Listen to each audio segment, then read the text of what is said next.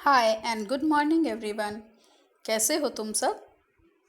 So today I Mrs Nikki Shweta welcome you to the new lesson of science which is lesson number 15, improvement in food resources, part 1.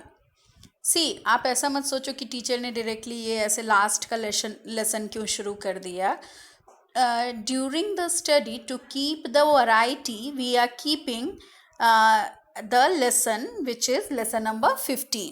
So आपको अलग अलग तरह के lessons पढ़ने के लिए मिलते रहें. That's why we are taking this lesson. Okay, so nothing else is there. But before starting this lesson, I just want to ask you that have you finished all the earlier work which we have completed?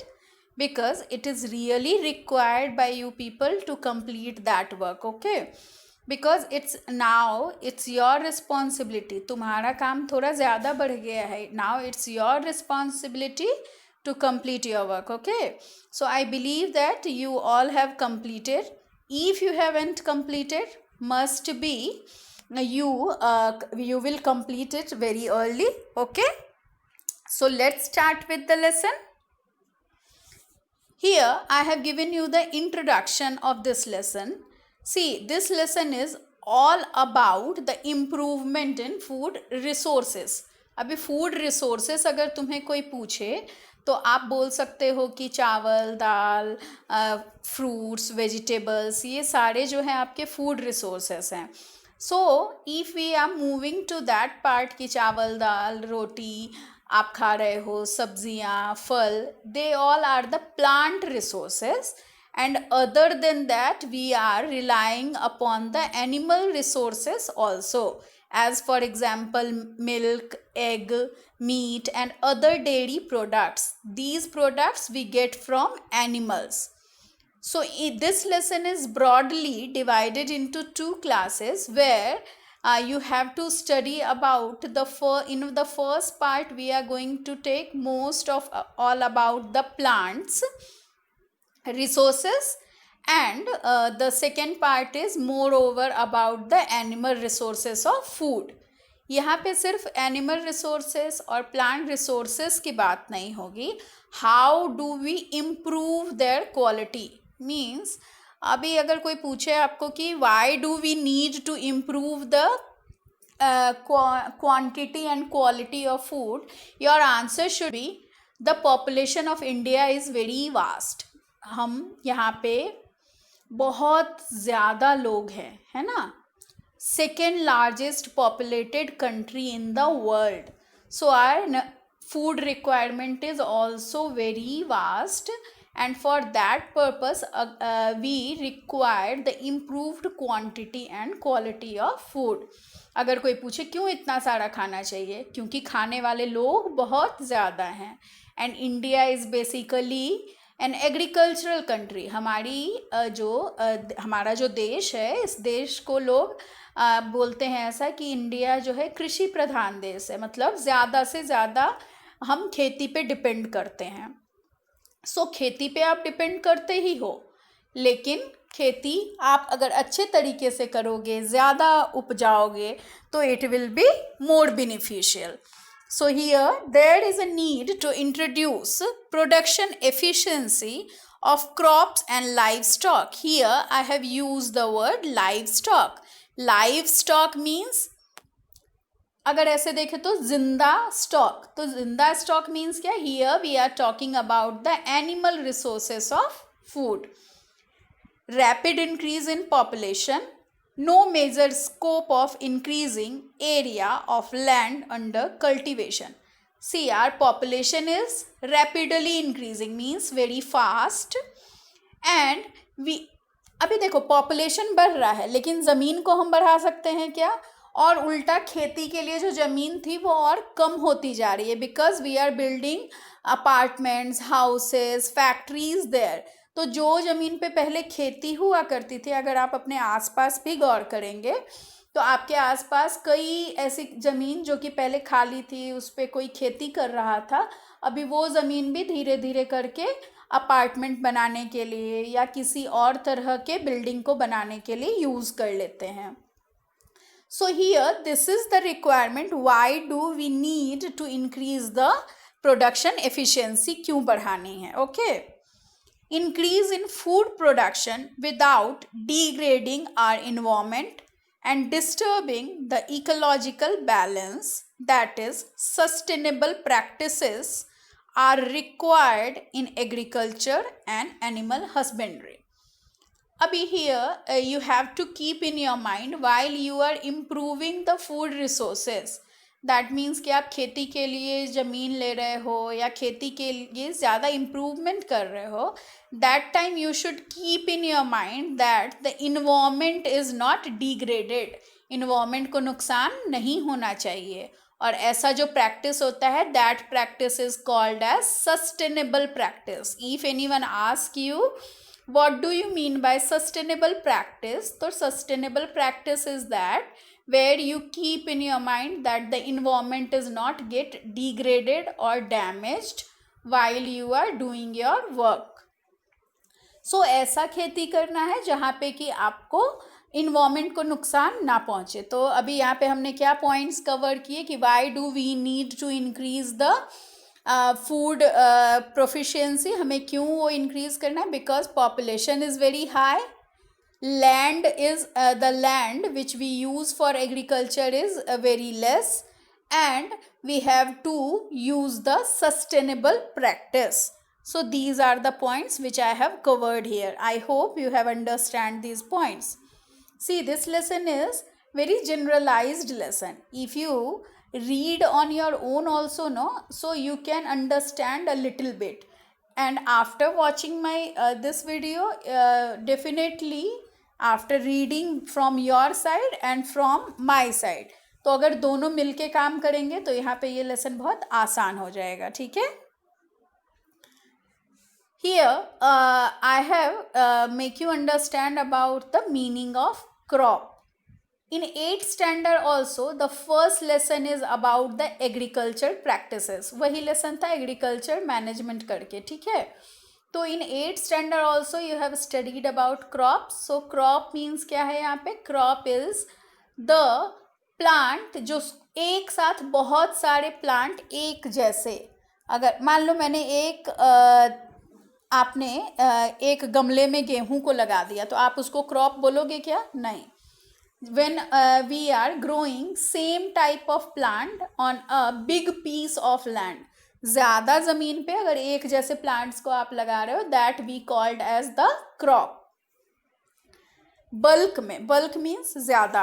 Every crop requires different climatic conditions while some crops grow together on one season.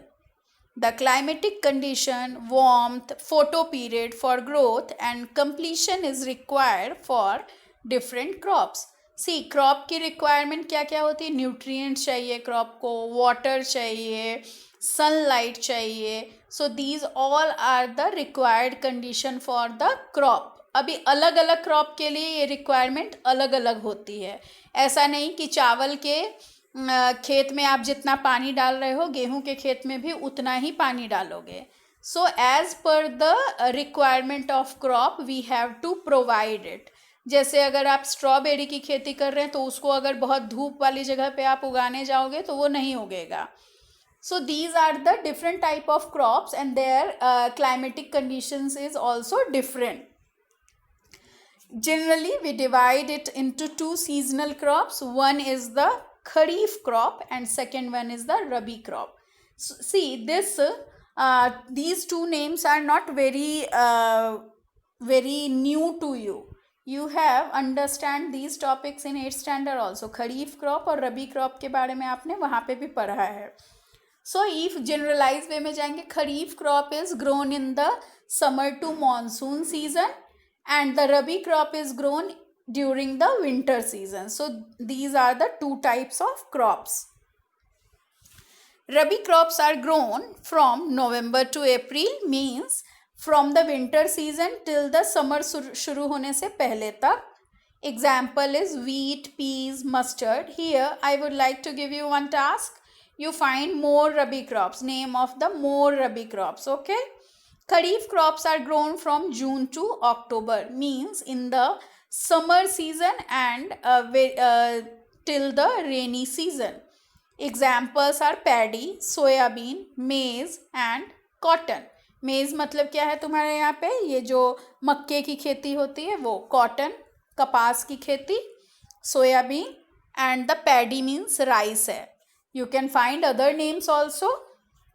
So here in this figure, crops are there. Kharif crops required more water and Rabi crops required less water. That's why we grow Kharif crop in the season of the monsoon. आपको ये question भी था 8th standard में कि अगर खरीफ crop को हमने रबी के सीज़न में लगाया तो क्या हो जाएगा, या रबी क्रॉप को हमने खरीफ के सीज़न में लगाया तो क्या होगा. Because they are two different kind of crops and their climatic condition requirement is really different. अलग अलग क्रॉप है तो अलग अलग रिक्वायरमेंट है, अलग अलग रिक्वायरमेंट है तो उनको लगाने के सीजन भी दो अलग अलग हैं. ठीक है. सो क्रॉप कितने तरह के हो गए? On the basis of the season crops are of 2 types, rabi crop and the kharif crop. Here in the flow chart I have shown you what is the steps which we follow during the agriculture. Means कहाँ से शुरू कर रहे हो आप और कहाँ तक उसको लेके जा रहे हो.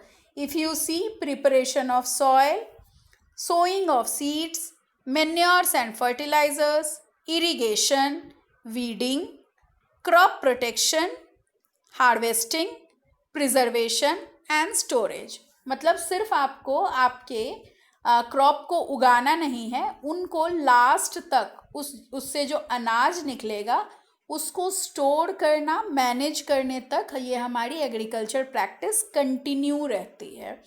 सो this is how this practice is going on. Okay, so you can take the screenshot of this screen.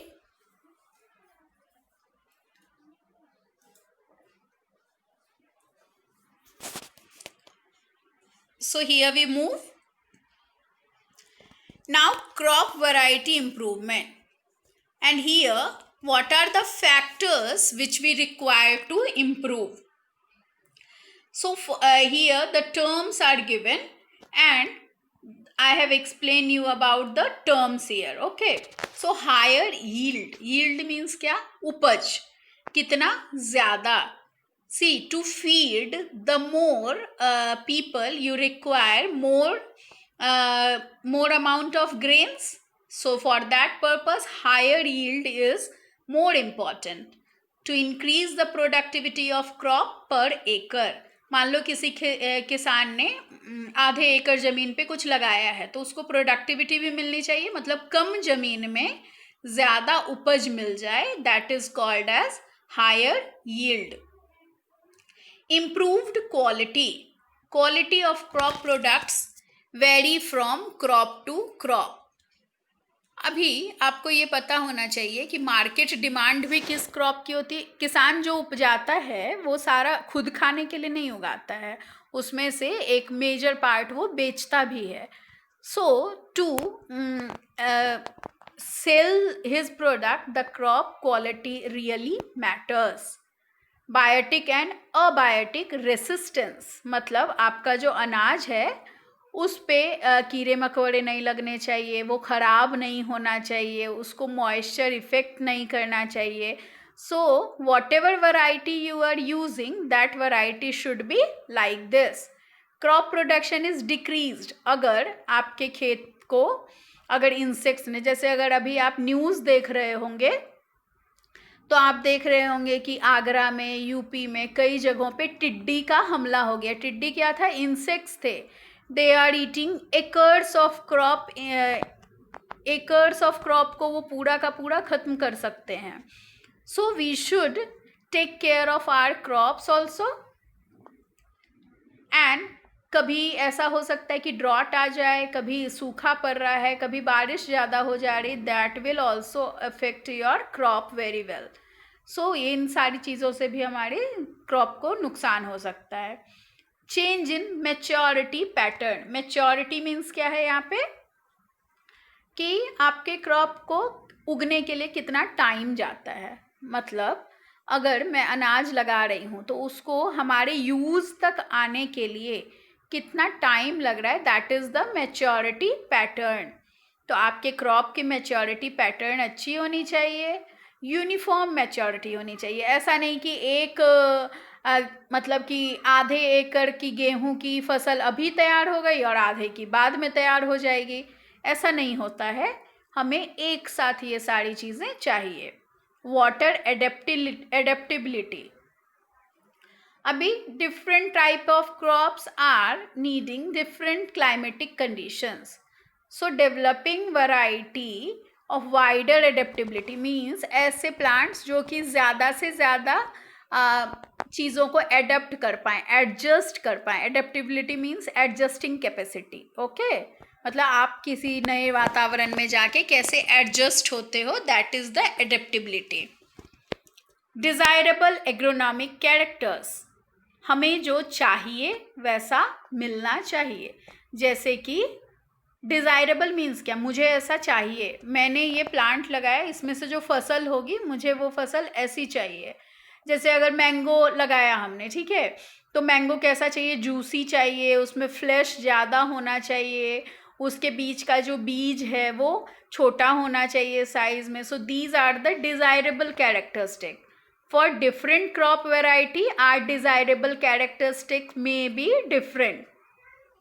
जैसे कि अगर गेहूं है तो उसकी वैरायटी अच्छी होनी चाहिए, उससे जो आटा बने वो अच्छा बनना चाहिए, उसमें ग्लूटेन कंटेंट कितना होना चाहिए। So these are the factors of crop improvement. ये सारी चीज़ें हमें इम्प्रूव करनी होती हैं। whenever we are planning to improve our variety, we should need to improve these all factors here. Okay, so you can take the screenshot of this also, and afterwards you deal with these sentences, then you will definitely know कि हाँ teacher ने यहाँ पे ये बताया था, इसका मतलब ये बताया था। I am waiting, you just take. Okay,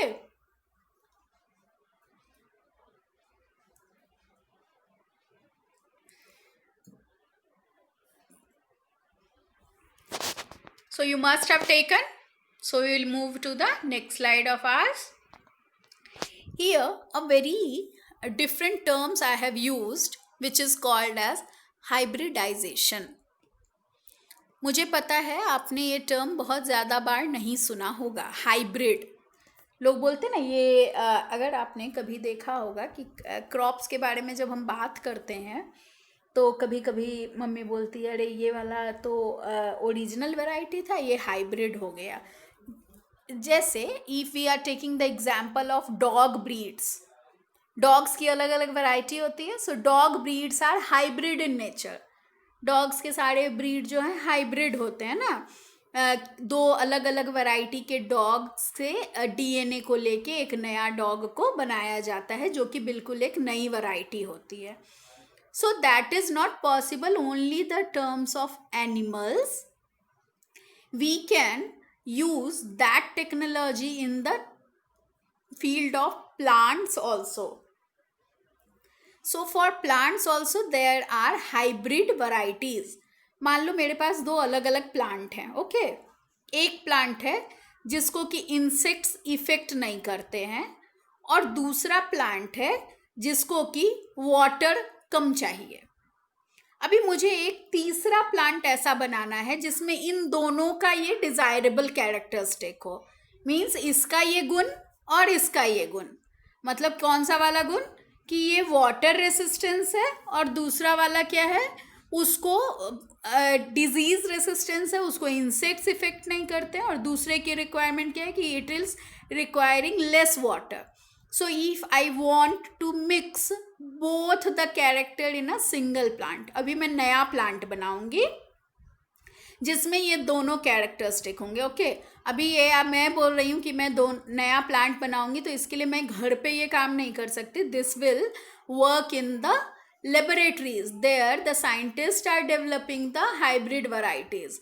तो डिज़ायरेबल कैरेक्टरिस्टिक तुमको जैसा चाहिए वैसा आप बना सकते हो। So nowadays, more and more farmers are growing the plants which are hybrid in nature. Because hybrid वालों में क्या होता है, अच्छे अच्छे डिजायरेबल कैरेक्टरिस्टिक्स होते हैं ना, तो वो अच्छे अच्छे वाले कैरेक्टर के साथ वो अच्छे प्लांट्स को ग्रो कर सकते हो. Here I have defined you a term also, genetically modified crops. Genetically modified means we have changed the DNA of the plant. हमें जैसा DNA चाहिए डिजायरेबल कैरेक्टरिस्टिक्स का. आपको पता होगा कॉटन की वैरायटी जेनेटिकली मॉडिफाइड यूज की जाती है. कॉटन प्लांट्स लगाते हैं ना, कपास के प्लांट को. For that purpose we required genetically modified variety. So these are the genetically modified crops. Genes, आपको जीन मैंने पढ़ाया था सेल लेसन में, you have studied about gene. तो जीन क्या थे? These are the particular part of plant जो कि पार्ट ऑफ द डीएनए जो कि अलग अलग कैरेक्टरिस्टिक्स को लेके आते हैं. तो जीन से क्या होता है, नया प्लांट बनेगा. मान लो मुझे ऐसा प्लांट चाहिए जो डिजीज फ्री प्लांट हो, तो मैं क्या करूंगी, डिजीज फ्री वाला जीन उस प्लांट के अंदर डालूंगी. मैं मतलब मैं नहीं कर सकती हूँ, आप घर पे नहीं कर सकते. These all work, hybridisation, genetic modification, it is done in the laboratories. It is not possible for you कि you have done these all activities at your home. It is not possible at all. Okay.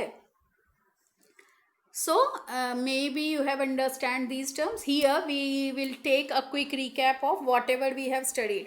क्योंकि कैसा होता है, हम लगातार बोलते हैं या सुनते हैं तो आप पुरानी चीज़ें जो पीछे चल रही हैं वो भूल जाते हो. तो मैं यहाँ पे एक छोटा सा रिकैप लूँगी जल्दी से.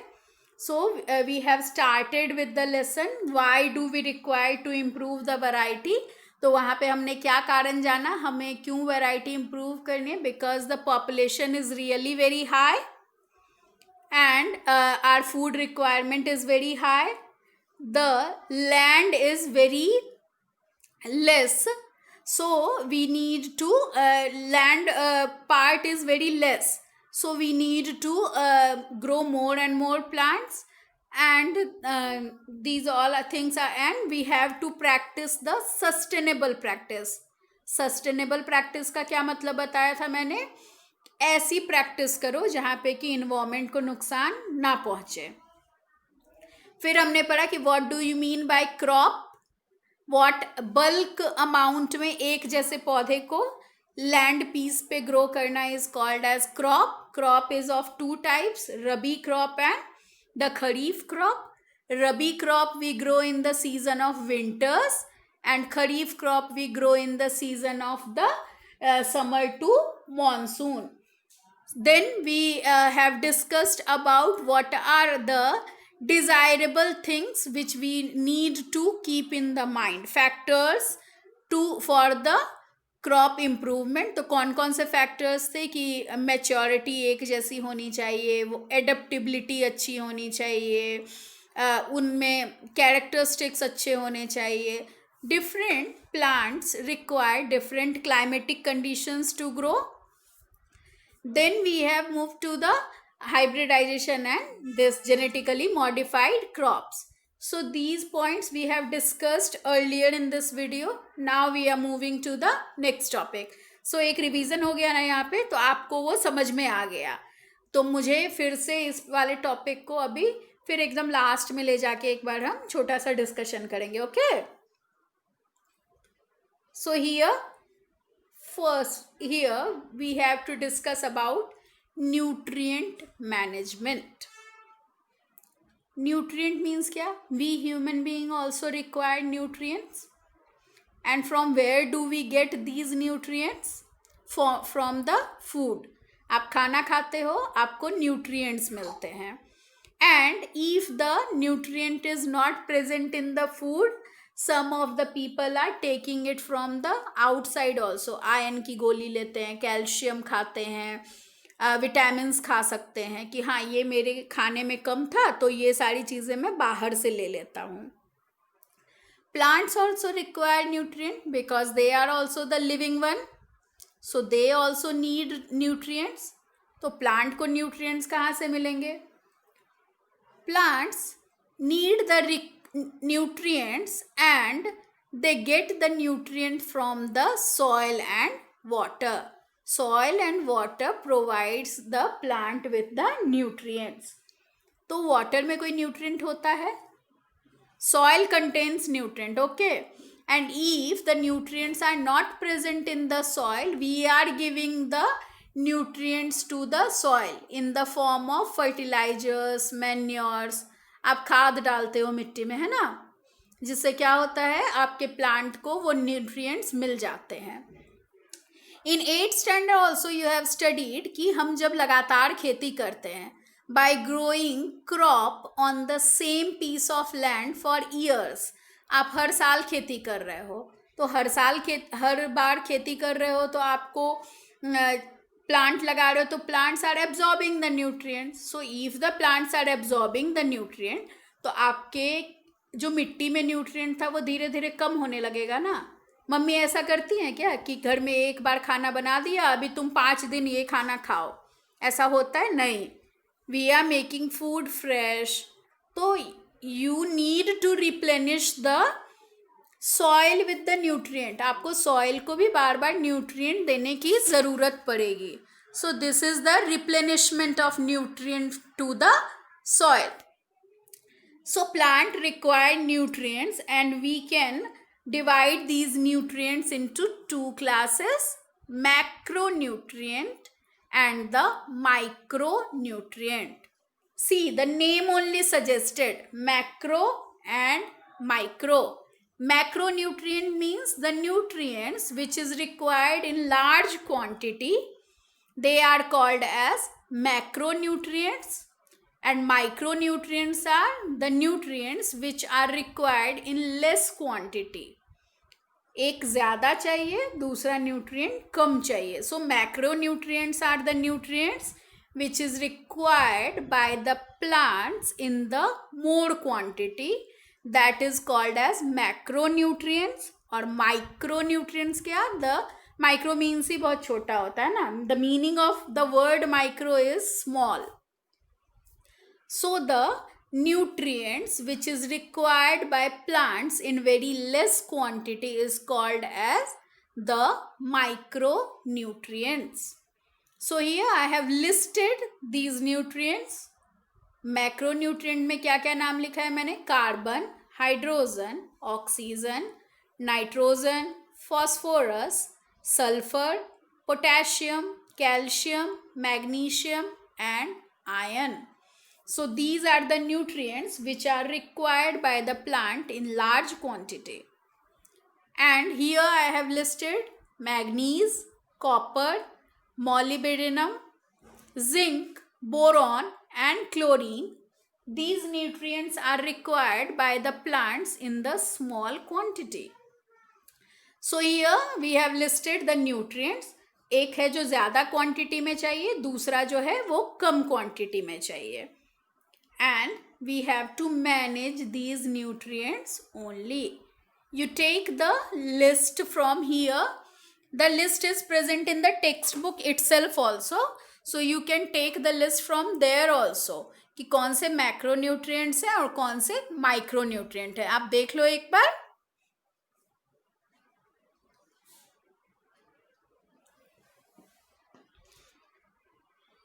So we'll move to the next topic. Manure. See, this term is not that much new to you. Manure. Manure is an organic substance and is prepared by the decomposition of plants and animal waste remains. Manure organic substance है, मतलब उसमें chemicals नहीं हैं. Formed by decomposition. आपको पता है decomposition is the process जहाँ पे कि ब्रेक डाउन होता है. तो अगर आपने मान लो, मैंने आपको पहले भी बताया है कि जैसे कि अगर प्लांट्स या एनिमल्स जब मर जाते हैं तो ऐसा नहीं होता है, हमेशा ऐसा नहीं होता है ना कि आप उसको दफनाने जा रहे हो या आप उसको जला रहे हो, but it mixed into the soil and that process is the decomposition. So manures are formed by the same process of decomposition. Advantages of manure. Manures help in enriching the soil with organic matter and nutrients. It helps in increasing the soil fertility. Water holding capacity of soil is increased. Helps in improving soil texture. तो क्या क्या कर रहा है manure आपका? Manure is enriching the soil with organic matter and nutrient. आपके soil को organic matter दे रहा है, न्यूट्रिएंट्स दे रहा है. It helps in increasing the soil fertility, बढ़ा रहा है. वाटर होल्डिंग कैपेसिटी, आपके पानी में ऐसा आपके सॉइल में ऐसा नहीं होना चाहिए कि आपने पानी डाला और सारा पानी खत्म. So it increases the soil holding capacity of the soil. Water holding capacity of soil helps in improving soil texture. Soil की जो क्वालिटी होती है उसको भी इम्प्रूव करता है. टेक्सचर मीन्स कैसा? If the soil is very clumsy, तो वो क्या करेगा? पानी पूरा उसमें रुका रहेगा और आपका प्लांट खराब हो जाएगा. So the soil should be porous in nature. ऐसा होना चाहिए कि उससे पानी आराम से पास होना चाहिए. For that purpose we require the manures. So here the methods are given for preparing the manure. Composting is the method. Compost plant होते हैं. Even in the nowadays, even in the societies also we are having practices of composting. मतलब society में जो भी plant waste, animal cow dung, पुराने plants, उनकी leaves, ये सारी चीज़ें होती है, उसको जमा करके कंपोस्टिंग करते हैं. सो कंपोस्टिंग पिट होता है, एक जगह गड्ढा बना के ये सारी चीज़ें उसके अंदर डालते हैं और after decomposition it changes into manure. Vermi composting. Vermi composting क्या है? Composting only but with the help of earthworm. Why we are using earthworm? Earthworm is called as the friend of farmer. क्यों friend of farmer बोलते हैं? क्योंकि decomposition में help करता है and even it helps in the improve soil texture also. मिट्टी में इधर से उधर चलता है ना, तो मिट्टी हल्की होती रहती है. So that is why we are taking the earthworm for the composting. Composting process जो है ऐसे normally it is a very slower process, but if we are using earthworm for composting, the process is a little bit fast. So with the if anyone asks you what do you mean by vermicomposting, the answer should be composting with the help of earthworm is called as vermicomposting. Here I have used one term, green manure. So what is the meaning of green manure? Green manure means आप ऐसा करो कि कोई plant, ऐसा plant जो आपको use नहीं आने वाला है, जिसकी उपज आप खाने नहीं वाले हो. वहाँ यहाँ पे एग्जाम्पल दिया है सन हेम्प और clustered bean. Clustered bean means ये जो गवार होता है ना, जो आप खाने के लिए घर पे यूज़ करते हैं. सो दैट क्लस्टर्ड बीन और sun hemp, you use that plant, उनको लगा दीजिए और उसके बाद क्या करना है आपको? With the help of plugging आपको उसको उसी खेत में कुचल देना है. And by doing this it is increasing the fertility of soil. वो ग्रीन मैन्योर है, वो प्लांट उसमें ही आप कुचल रहे हो, तो प्लांट के अंदर के nutrients are mixing in the soil and this will increase your soil fertility. So here we have use manure. Manure can be of two types हो सकते हैं, कंपोस्टिंग से बना हुआ, vermicomposting, or even by the green manure also. Fertilizers. Fertilizers are the chemicals commercially produced in factories and used as plant nutrients. They supply nitrogen, phosphorus, potassium. These are the main content of the fertilizers. Fertilizers are the chemical substances. They used to ensure good vegetative growth, giving rise to healthy plants. See, manure बनाने के लिए आपको मेहनत करनी पड़ती है, आपको composting करनी पड़ती है, but fertilizers are available in the market. Advantages: they help in good growth and produce of healthy plant.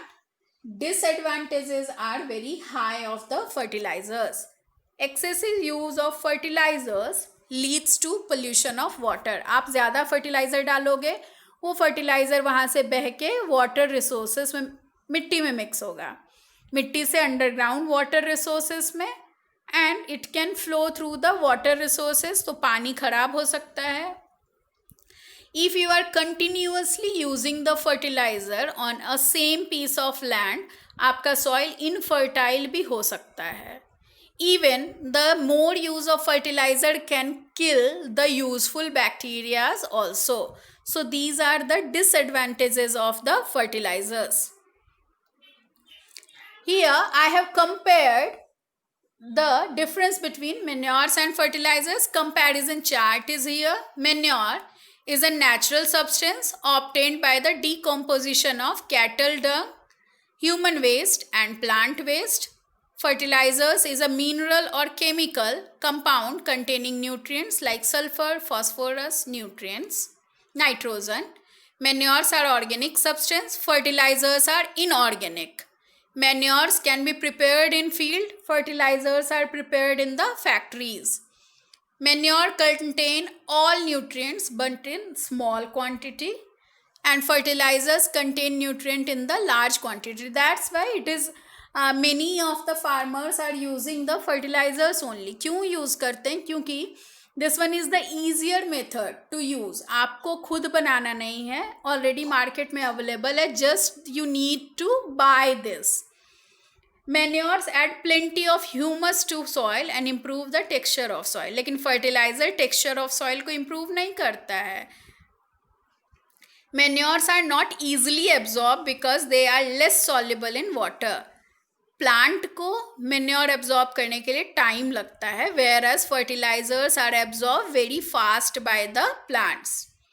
Manures are less soluble, they are not easily washed away from the soil and hence they effect in long lasting. If you use manure, it is use is long lasting. आपने एक बार डाला तो वो ज़्यादा दिन तक use होता है, whereas the fertilizers are used for the little period only. So these are the comparison chart. You just take a screenshot of this also, so you read it afterwards. Wherever you need to compare the manure and fertilizer, there you can use this chart. If the question is not present in the book also, you need to prepare this. Okay, so just take the screenshot of this. Yes, you must have taken. So here I have stopped this PPT. We'll discuss rest of the topics of this lesson in our next PPT.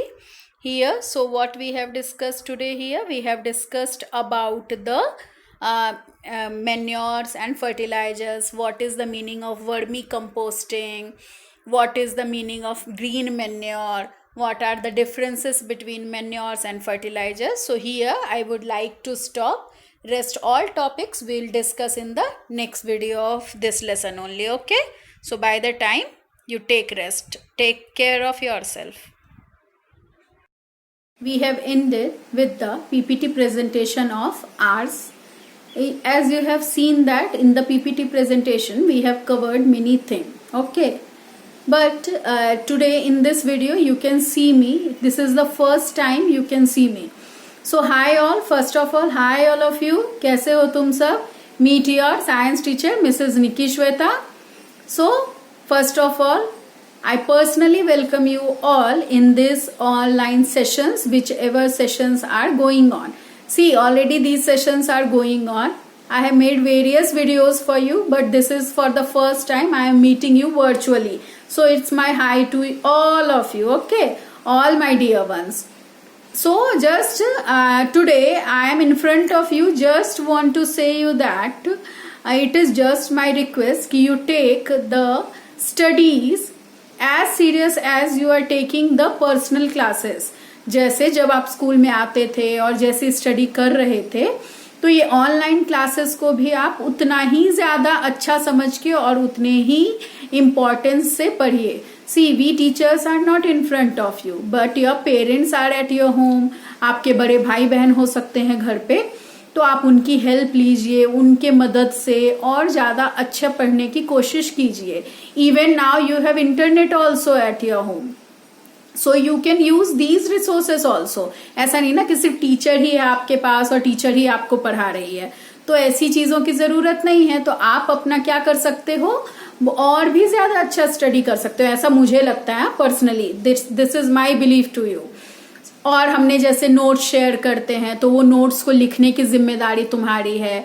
Now we teachers are not at with you, so आपको ये देखना है कि आपने वो notes time पे complete किया है या नहीं किया है. Even you can show your parents also ना कि हाँ आज मैम ने ये भेजा था और मैंने यहाँ तक ये कंप्लीट कर लिया है.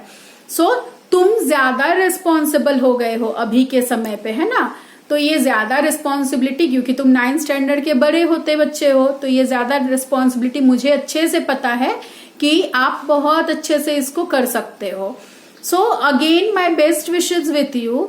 आप बहुत अच्छा काम करो, बहुत अच्छी पढ़ाई करो. We teachers are always with you. whatever instructions we are giving on our videos, जैसे पीपीटी चला रहे हैं तो आपको मान लो कोई स्लाइड वापस देखनी हो तो you can take the screenshot of that slide, और आप ये चीजें बहुत ही अच्छे तरीके से कर सकते हो. मुझे एकदम पूरा विश्वास है कि आप बहुत अच्छा करोगे. तो स्टडी वेल बच्चे, all of my good children. So तुम बहुत अच्छे से पढ़ाई करो. Again my best wishes is with you. You do well, एकदम अच्छे से रहो. Stay healthy, happy and bye. Will meet in the next video of mine. So will meet very soon. Bye bye.